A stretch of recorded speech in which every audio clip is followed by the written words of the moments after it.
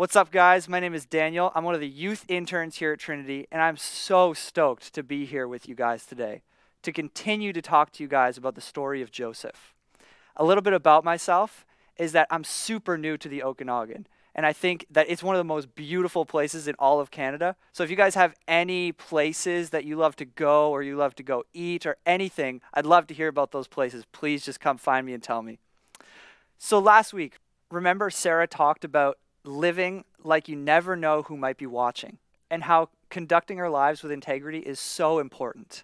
And we looked at how Joseph did that in his own life, even in slavery. And when we pick up with Joseph on page 33, he's out of prison, moving into leading the whole nation of Egypt through a 7-year famine, which basically means that anywhere that was producing food before was now unable to do so because of dryness or lack of rain. So for 7 years, Joseph had to make sure that he stored up enough food for a whole nation. I don't know about you guys, but I have enough trouble packing my lunch in the morning, let alone packing a lunch for a whole nation for 7 whole years. If I was Joseph, there would be some hungry people in Egypt for those 7 years. So how does Joseph do it? Well, Joseph has to become a man with a plan. And I'm not just talking a small plan. I'm talking a mega plan. Take a minute and talk in your small groups about a time when you had to make a plan. Big or small, how did it go? And what did that process look like for you?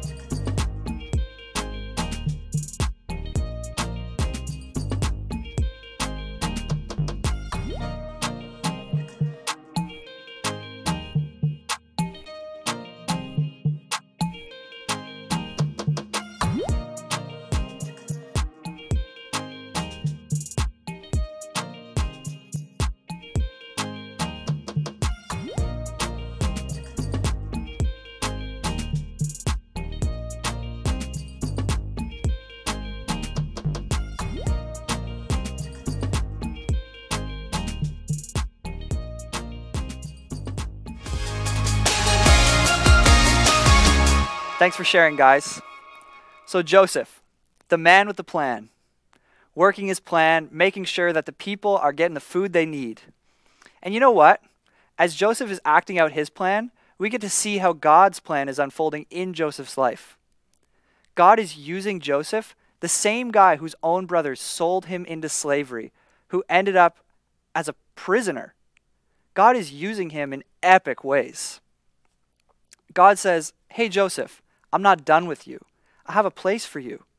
I bet when Joseph was sitting in jail, he probably had days where he thought, how could God ever use me? I know I've felt like that before.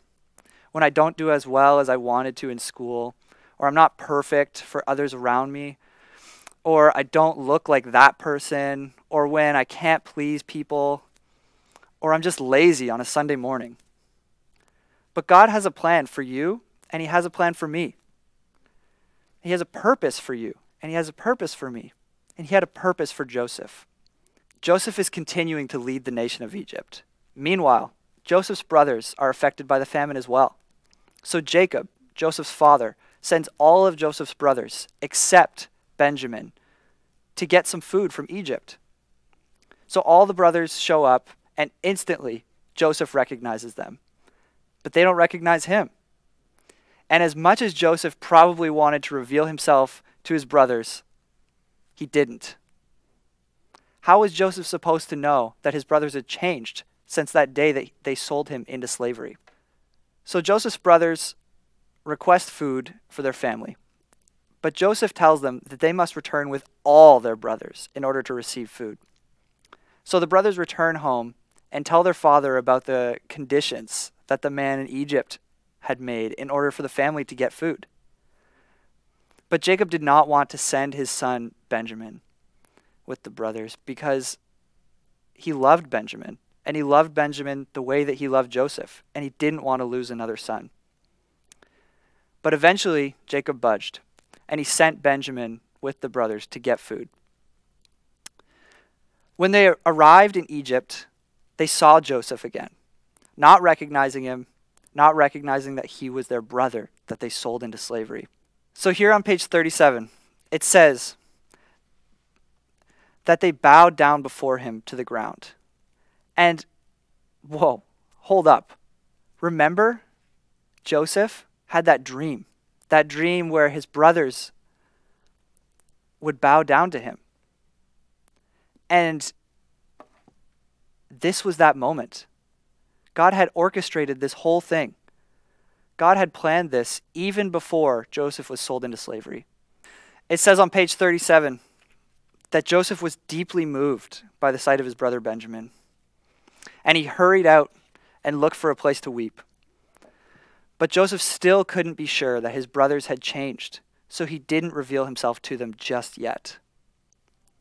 He brought them in and fed them and sent them on their way with all the food that they could carry. But Joseph had a little trick up his sleeve. He was going to be sure that his brothers had changed. Joseph told his servants to put some of his own prized possessions in Benjamin's food bag before sending them on their way. So Joseph sent them off, and then he sent his men after them. And when they opened up their food bags, they saw that Benjamin had been framed. And they were brought back to Joseph and begged that Joseph would have mercy on their brother Benjamin, and that they would not put him in prison or make him a slave. And they began to volunteer to take Benjamin's place. And they said, "No, take me instead of Benjamin. No, take me. Don't take Benjamin, take me." And when Joseph saw his brothers like this, he knew that they had changed. So Joseph revealed himself to his brothers. And they must have been so shocked. I imagine a super cinematic shot panning across all 10 brothers, jaws dropped, eyes wide open, absolutely shocked, confused, and terrified at the same time. What? This is your brother who you sold into slavery. Joseph instructed his brothers to bring their father to Egypt. So they did as he said. Naturally, Joseph's brothers were a little confused how Joseph would just forgive them for selling him into slavery all those years ago. But Joseph is quoted with this famous line on page 42. And it says this: "You intended to harm me, but God intended it for good, to accomplish what is being done now, the saving of many lives. You see, Joseph saw that God had a plan to save many lives. God was remaining faithful to Joseph and his family through slavery, through being put in prison. God had a plan. He used Joseph to help save lives.